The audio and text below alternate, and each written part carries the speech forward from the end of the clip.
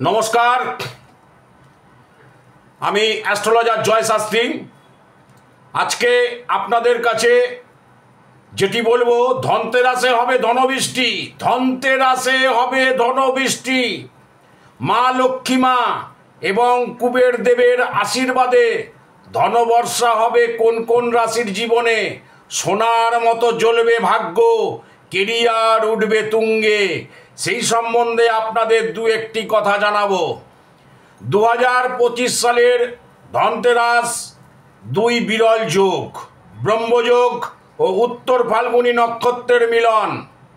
এই দিন যে সমস্ত রাশির জাতক জাতিকার জীবনে ঘটবে সৌভাগ্য এবং আর্থিক উন্নতির সম্ভাবনা, তাদের সম্বন্ধে আমি দু একটি কথা আপনাদের কাছে তুলে ধরছি। আজকের এই উত্তর ফাল্গুনী নক্ষত্র মূলত সূর্য দ্বারা প্রভাবিত এবং এর কিছু অংশে সিংহ ও কন্যা রাশির মধ্যে বিস্তৃত।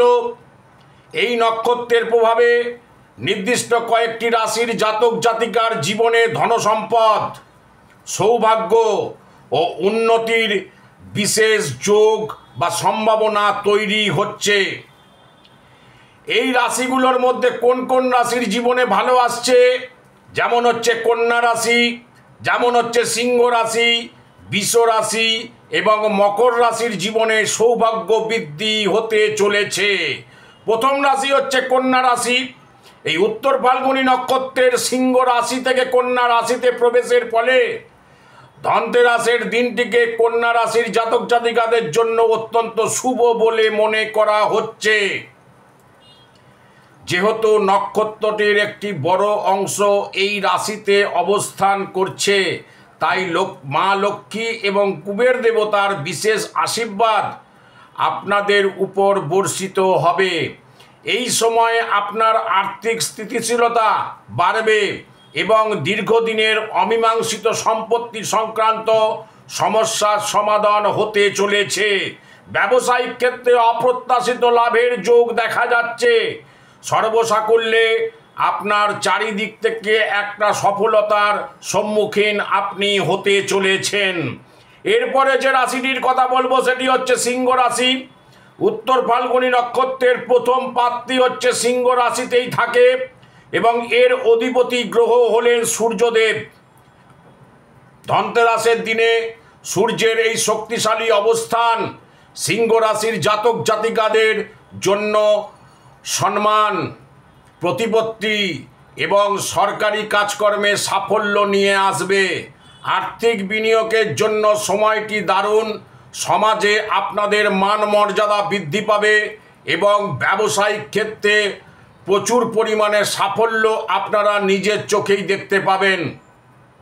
সর্বসাকুল্যে আপনাদের এই সময়টি একটা ভালো সুযোগ নিয়ে আসতে চলেছে। এরপর যে রাশিটির কথা বলবো সেটি হচ্ছে বৃষ রাশি। এই বৃষ রাশির অধিপতি গ্রহ হলেন শুক্র, যা ধন ও বিলাসের কারক গ্রহ। উত্তর ফাল্গুনী নক্ষত্রের প্রভাবে এই রাশির জাতক জাতিকাদের জন্য অপ্রত্যাশিত আর্থিক লাভের পথ খুলে যাবে। এই দিন সোনা রূপো বা নতুন যানবাহন কেনা অত্যন্ত শুভ হবে বলে মনে করা হচ্ছে, কারণ তা আপনার গৃহে সুখ সমৃদ্ধিকে বহুগুণে বাড়িয়ে তুলবে।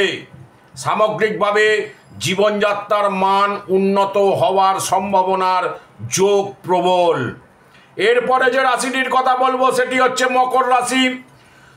শনিদেবের প্রভাব থাকা মকর রাশির জাতক জাতিকাদের জন্য এই শুভ যোগটি অত্যন্ত ফলদায়ক হতে চলেছে।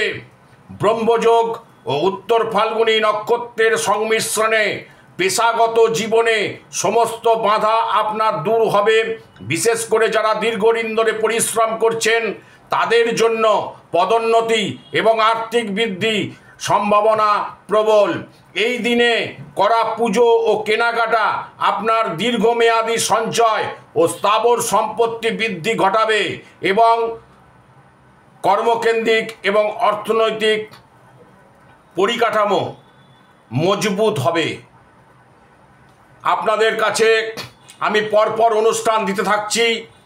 আপনারা দেখুন, এই ধনত্রয়োদশের দিন থেকে এই 4টি রাশির প্রচুর পরিমাণে উন্নতি, এবং কালী পুজোর দিন থেকে তাদের কোন কোন রাশির উন্নতি আমি পরপর অনুষ্ঠান দিতে থাকছি, আপনারা দেখতে থাকুন।